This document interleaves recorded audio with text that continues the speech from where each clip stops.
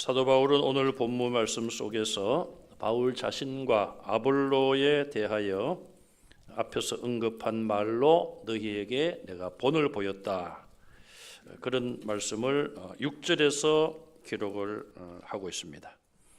너희를 위하여 이 일에 그랬어요. 이 일은 고린도 교회가 분열되어 있는 그런 상황 속에 내가 너희에게 3장 4절에서 6절에 올라가서 보시면은 그들이 여러 파로 분열되어 다투고 있을 때에 아볼로파와 바울파에 대해서 먼저 이야기를 했지요.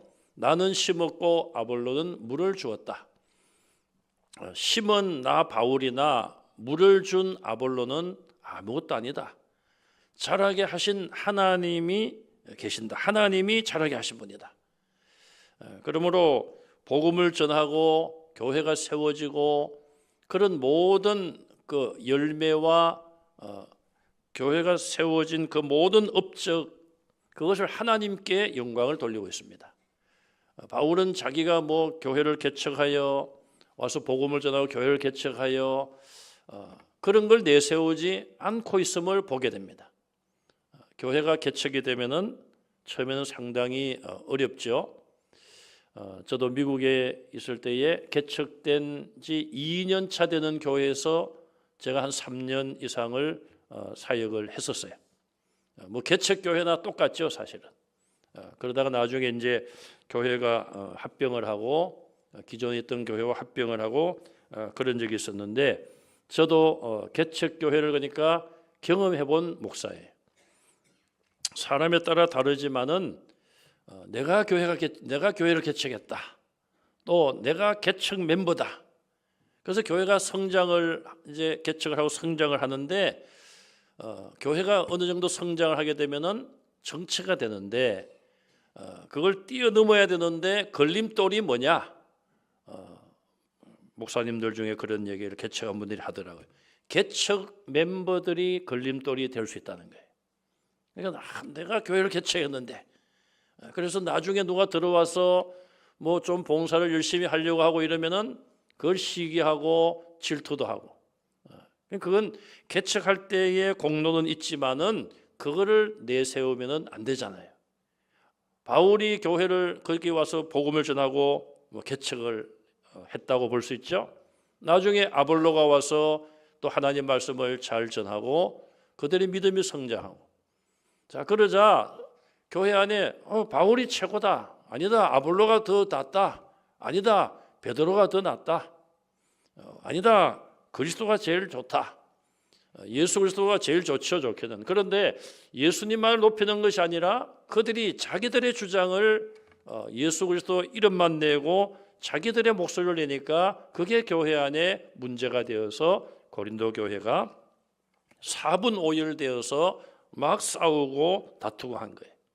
그래서 하나님께서는 바울을 통하여 성령의 감동으로 고린도 전후서를 기록하여 보내게 하신 것이죠. 그래서 바울은 지금 그 말을 6절에서 하고 있는 겁니다. 내가 이것에 대하여, 너희들이 다투고 이런 일에 대하여 앞에서 내가 나와 아볼로에 대한 이야기를 함으로 본을 보였다. 그러니까 그 본이란 말은 결국 내가 정리를 했다는 이야기예요. 나도 아무것도 아니고 아볼로도 아무것도 아니다. 하나님만이 성장하게 자라게 하셨다. 그렇게 이미 1차 정리를 한 것에 대하여 6절에서 언급을 하고 있습니다. 자, 그러면서 계속하여 자기가 왜 자기 자신과 아볼로에 대한 예를 들어서 말했는지를 설명합니다. 첫째는 6절 중반에 보시면은 이는 그랬어요. 앞에서 내가 나와 아볼로에 대한 이야기를 언급한 예를 든 것은 너희로 하여금 기록된 말씀 밖으로 넘어가지 말라는 것이다.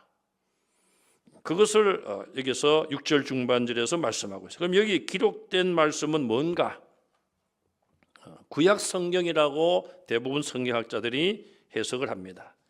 자, 그 당시 고린도 교회 안에 앞서 설명드린 것처럼 그리스도파도 있었어요.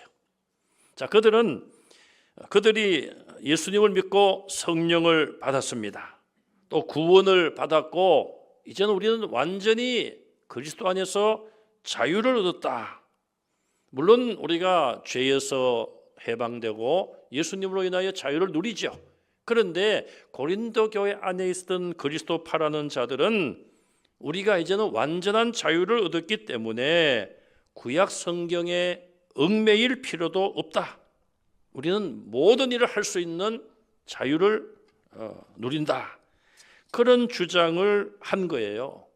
그러니까 그런 주장에 대하여 또 반대쪽에 반대하고 그것을 공격하는 자들이 생겼는데 그게 바로 게바파입니다. 게바는 바울의 베드로의 다른 별명 아닙니까? 그래서 이 베드로는 상당히 보수적인 사람으로 알려져 있었고 그래서 그들은 또 구약 성경을 굉장히 중요시하면서 우리는 다 자유함을 누렸다. 그렇게 말하는 그리스도파를 비판하는 거예요. 그러면서 너희가 기록된 말씀을 넘어가지 말라. 그렇게 게바파들이 그리스도파를 공격하고 있었습니다. 바울은 게바파가 그리스도파를 공격하는 그 말을 오늘 본문에 그대로 가져와서 너희가 기록된 말씀을 넘어가지 말아야 된다. 그것을 인용하여 이야기를 하고 있습니다.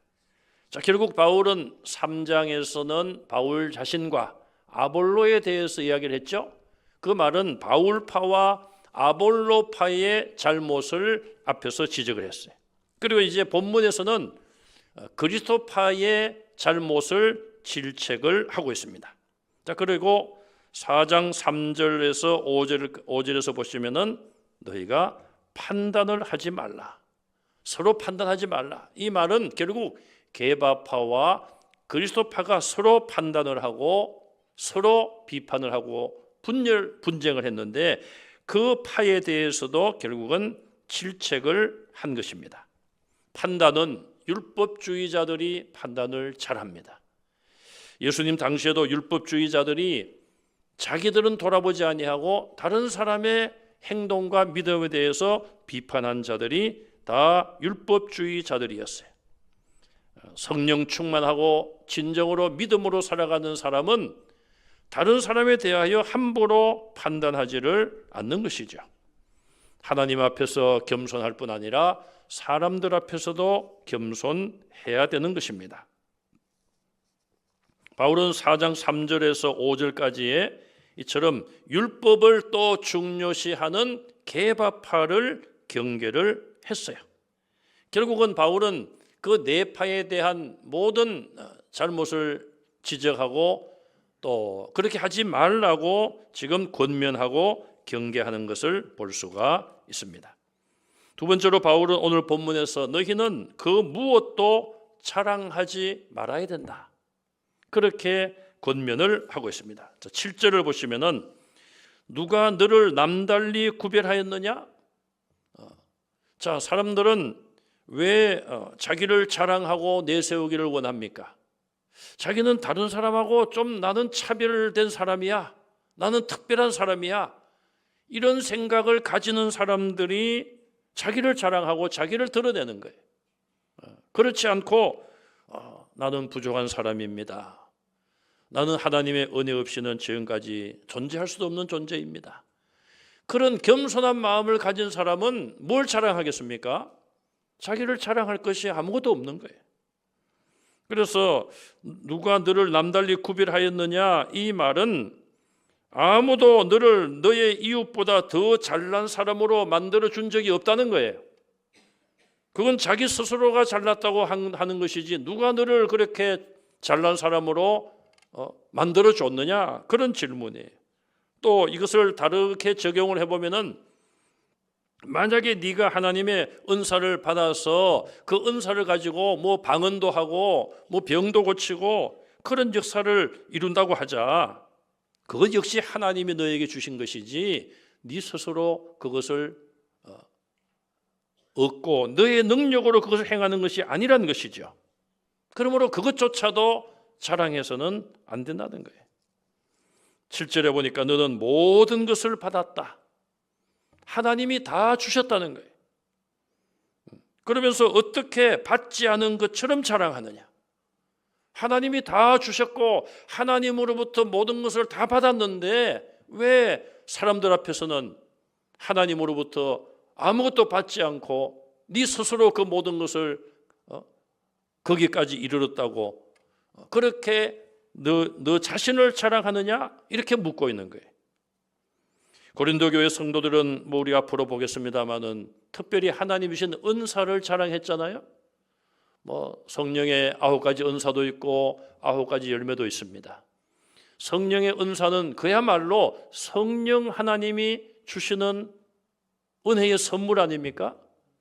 왜 그걸 주시겠습니까?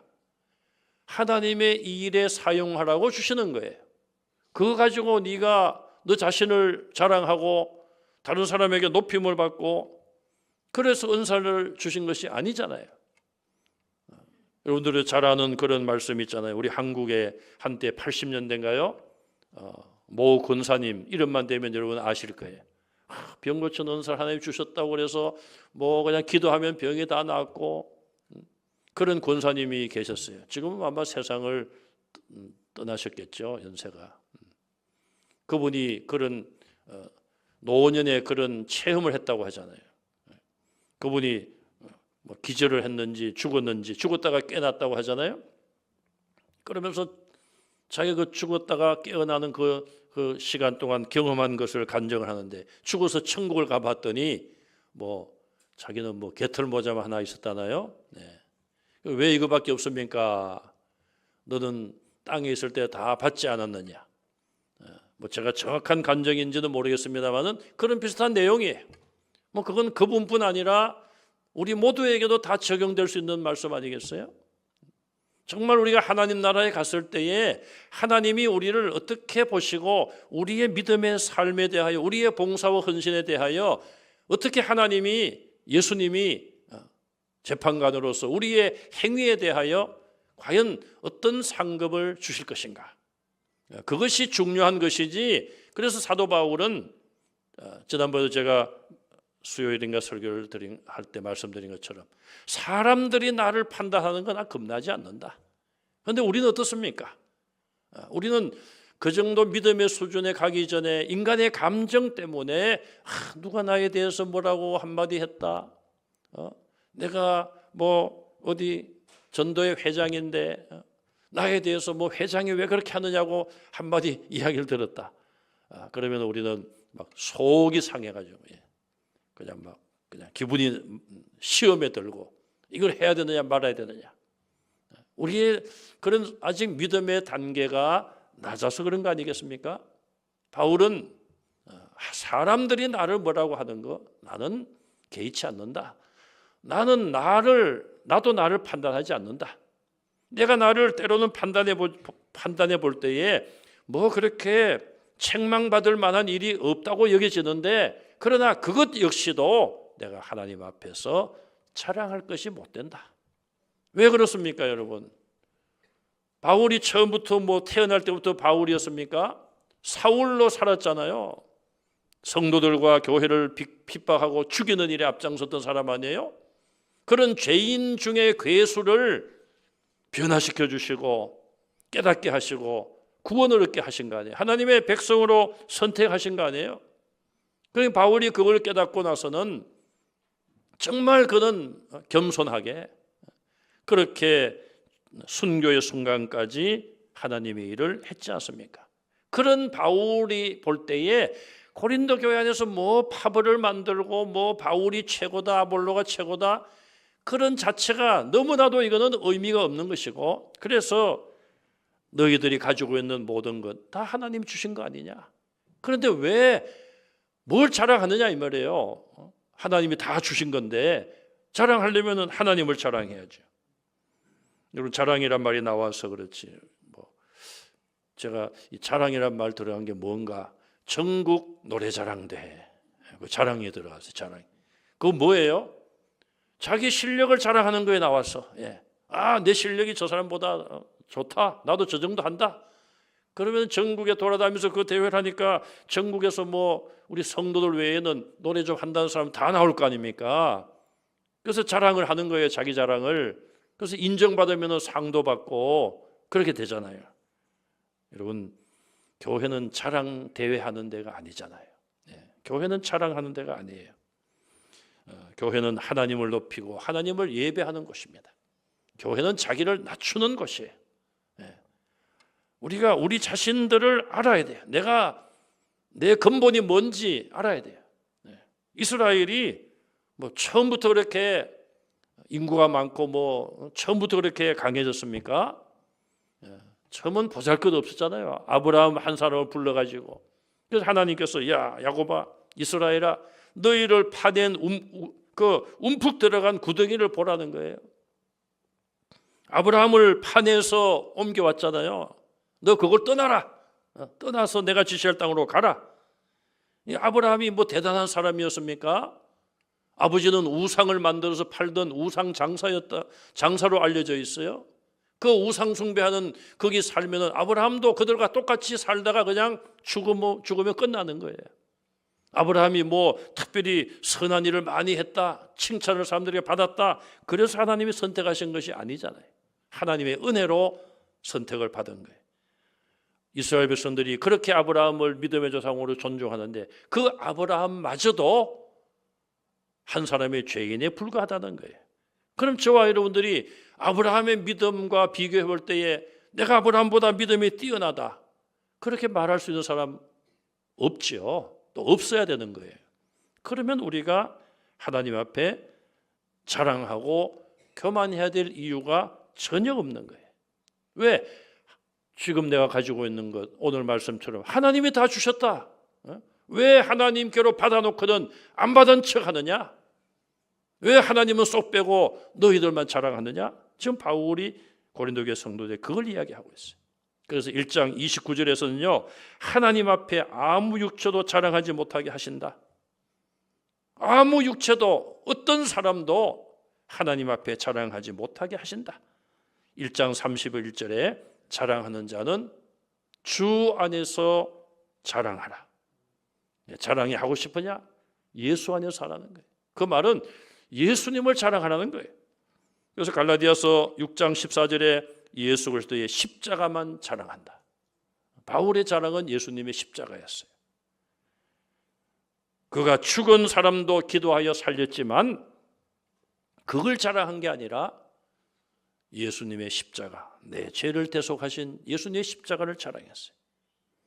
십자가만 자랑할 때에 십자가의 대속의 은혜가 넘치게 임할 줄로 믿습니다. 십자가만 자랑할 때에 부활의 그 권능을 하나님이 주실 줄로 믿습니다. 십자가만 자랑하고 십자가를 지고 낮아지고 겸손하면 때가 되면은 하나님이 높여주십니다. 여러분 땅에서 뭐 좀 억울한 일 당하고 무시당하고 그래 좀 살면 어떻습니까, 여러분? 그걸 영원히 그렇게 살려면은 대항을 해야죠.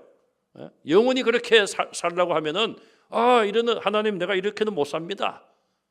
그렇게 해야죠. 그러나 잠깐 지나가는 나그네와 같은 인생 아닙니까? 우리가 그런 말 하죠. 50보 100보다. 또 막 서로 잘났다고 그러면 도토리 키재기 한다. 그런 말 하잖아요. 네. 자기를 자랑하고 자기를 높이는 것은 멸망을 제초하는 겁니다. 바사 제국의 왕이 하만이라는 그 신하를 최고로 높여줬잖아요. 하만을.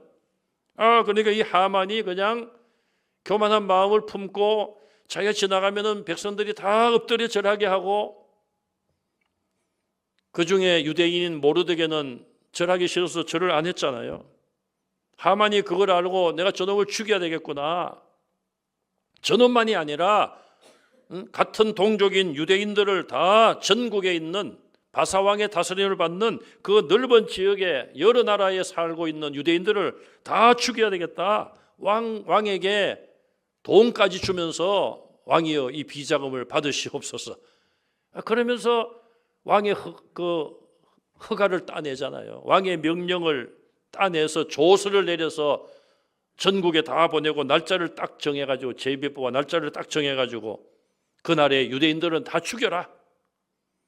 여러분 얼마나 교만한 사람이에요. 자기에게 절하지 않는다고 그 사람에게 그 사람을 처음엔 죽이려고 하다가 그 사람의 동족까지도 다 죽이려고. 그리고 이 하만이 장대를 높이 매달았어요. 장대를 준비했어요. 모르드게를 저 장대에 매달아 죽여야 되겠다. 그런데 하나님께서는 모든 상황을 역전시키시잖아요. 그 준비한 장대에 자기가 준비한 장대에 자기가 달리잖아요. 우리 말에도 있잖아요. 자기 무덤을 스스로 판다고. 교만한 자들은 그런 길을 가게 되어 있는 거예요. 하나님께서 안 믿는 자들에 대해서도 역사하시고 세상의 모든 권력자들 다 하나님께서 다 주관하시는 것을 우리는 믿어야 돼요. 성경을 보시면 그렇잖아요. 이방 나라 왕들의 마음을 움직여가지고 너희들 고국으로 돌아가서 무너진 성전을 수축하라. 하나님이 이방 왕들의 마음도 움직여서 그런 일을 하게 하시는 거예요. 그래서 하나님은 그런 교만한 자들에 대하여 어떤 방법으로든지 역사하셔서 그들의 교만을 꺾는 것을 우리가 성경에서 얼마든지 볼 수가 있습니다. 남쪽 유다는 덜하지만 북쪽 이스라엘의 왕들을 보십시오. 대부분 악을 행하였더라. 여로보암의 길로 행하였더라. 그런 평가를 받은 왕들이 대부분이잖아요. 왜 북쪽 이스라엘이 아수르에게 멸망을 당하고 남쪽 유다마저도 나중에 바벨론에게 왜 멸망을 당했습니까? 크게 보면은 두 가지 이유입니다. 첫째는 우상 숭배를 했기 때문에. 하나님이 가장 싫어하는 우상 숭배. 두 번째는 교만이에요. 교만. 이스라엘의 초대 왕인 사울도 처음에는 겸손했습니다. 사람들 앞에 나서는 것을 부끄러워할 정도로 순진한 사람이었습니다. 그러나 그가 왕이 되고 나서 변질되었습니다. 교만해졌습니다.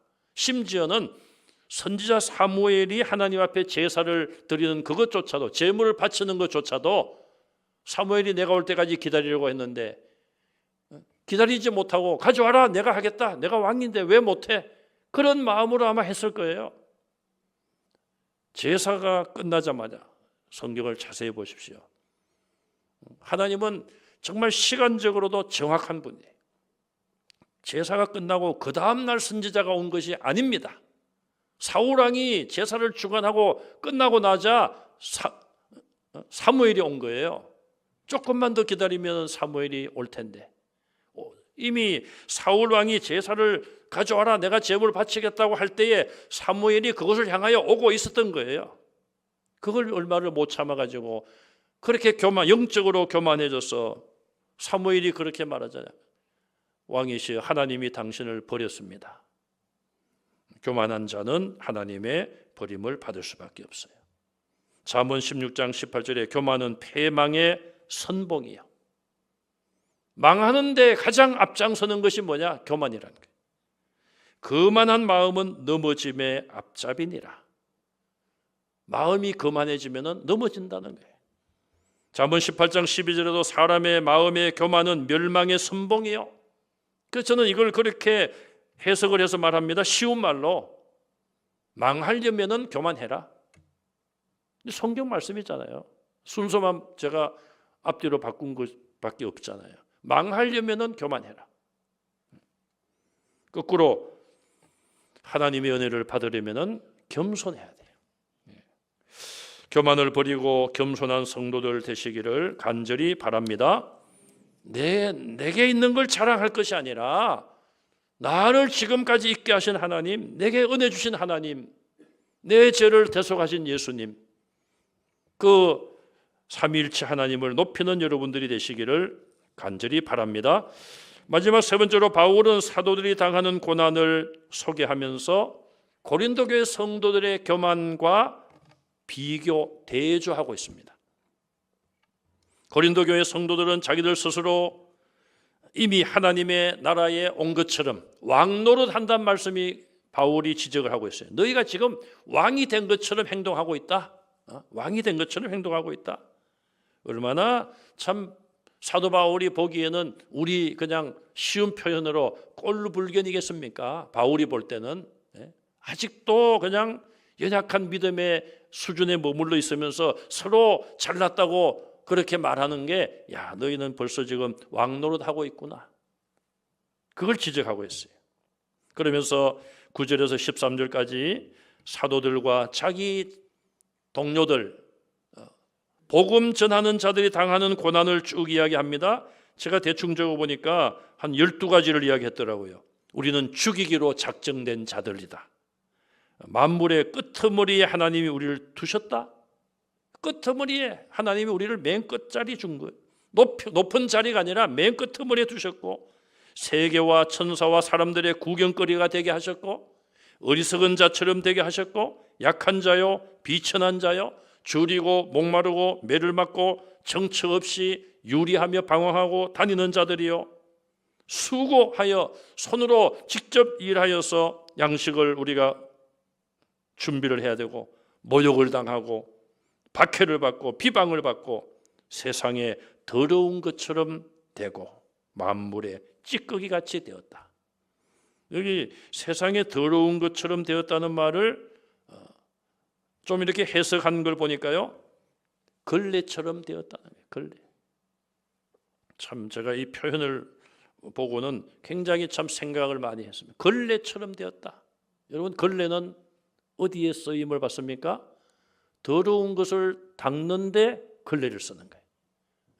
참 여러분, 우리가 더러운 것을 내가 닦는다. 그럼 내가 걸레가 되는 거예요. 이게 나쁜 표현이 아니에요. 그렇잖아요. 누가 더러운 것을 깨끗한 옷으로 닦습니까? 걸레로 더러운 걸 닦잖아요. 참 우리가 이런 그 세상에 더러운 것처럼 우리를 하나님이 만드셨다. 여러분, 이런 그 바울이 깨닫고 성경을 통하여 기록한 이런 것을 우리가 깨닫는다면은 걸레가 뭘 내세웁니까? 걸레가 더러운 것을 닦을 때 필요한 그런 존재인데 내가 뭘 내세우겠습니까? 내가 목사인데 뭐 누가 목사 아니라고 합니까? 목사인데 그건 어쩌라고요? 하나님이 주신 그 직분에 불과한 것이고 성도들을 섬기는 자이고, 그래서 교회 안에서는 정말 이 지금 바울이 왜 이런 이야기를 합니까? 우리는 지금 사도들인데 지금 이렇게 12가지를 표현하면서 지금 우리는 지금 이런 상황에 있는 자들이다, 우리가. 근데 뭐 너희들이 우리 이름을 내걸고 서로 잘났다고 그렇게 파벌을 지어가지고 싸우느냐? 바울과 그의 동력자들이 이런 정도면은 성도들은 그 밑에 또 들어가야 될 거 아닙니까? 뭐 밑이 없고 위가 없지만은 우리가 논리상으로 본다면은 그렇잖아요. 사도들이 이렇게 우리는 이런 자들이라고 말하면은 성도들은 그 밑에, 우리는 더 밑에 들어가겠습니다. 그래야 되지 않겠습니까? 바울이 지금 그거를 지금 깨닫게 하려고 성도들에게 이렇게까지 말하고 있는 거예요. 우리는 만물의 찌꺼기 같은 존재다. 이런 성경을 읽을 때에 그들의 마음이 깨달음이 있어야 되고, 그렇구나. 우리는 더 부족한 사람들이구나. 예수님이 가신 길을 우리도 따라가야 되겠구나. 사도들이 간 길을 우리도 따라가야 되겠구나. 그것을 성도들이 깨닫게 해야 되는 거예요. 여러분, 하나님께서 모세를 통하여 많은 말씀을 주시고 신명기 31장과 32장에 보시면은 그런 말씀이 나와요. 너희가 나중에 부자가 되어서 배가 불러가지고 나를 잊어버릴까 하노라. 이게 참 하나님께서 어떻게 보면은 염려하셨다고 할까요? 이스라엘을 너희가 지금은 안 그렇지만은 나중에 너희가 가나안 땅에 들어가서 양식이 많아지고 배가 부르고 그렇게 되면은 나를 잊어버리고 교만해지고 우상을 섬기고, 그것을 하나님께서 이미 예고하고 경계하셨잖아요. 결국 이스라엘이 그런 하나님의 말씀을 귀담아 듣지 않았어요. 이거는 성경뿐 아니라 여러분 주변에서도 보십시오. 가난할 때는 그 사람이 그래도 예의가 있고 그랬는데 부자가 되고 나니까 윗사람도 몰라보고 자기의 또 권력을 얻고 부자가 되고 뭐 지식이 많고 뭔가는 자기가 가진 것이 많다 보면은 사람이 돌변하고 변질되어 다른 사람을 무시하고 그런 것들이 여러분 주변에서도 얼마든지 볼 수 있을 거예요. 하물며 하나님의 자녀인 우리는 정말 하나님 앞에 겸손해야 되고 오늘 이 말씀을 통하여 저와 여러분들도 더욱 겸손한 마음을 품고 온유하고 겸손한 주님을 닮아가는 성도들이 다 되시기를 주님의 이름으로 축원합니다. 기도하겠습니다. 하나님 감사합니다. 예수 그리스도의 겸손을 통하여 낮아지심을 통하여 십자가에서 우리를 대속해 주셨사오니 우리도 주님 가신 그 길을 따라가며 우리에게 주신 십자가 잘 지고 주님만을 높이고 주님의 십자가만을 자랑하는 성도들이 다 되게 하여 주시옵소서. 예수님 이름으로 간절히 기도하옵나이다. 아멘.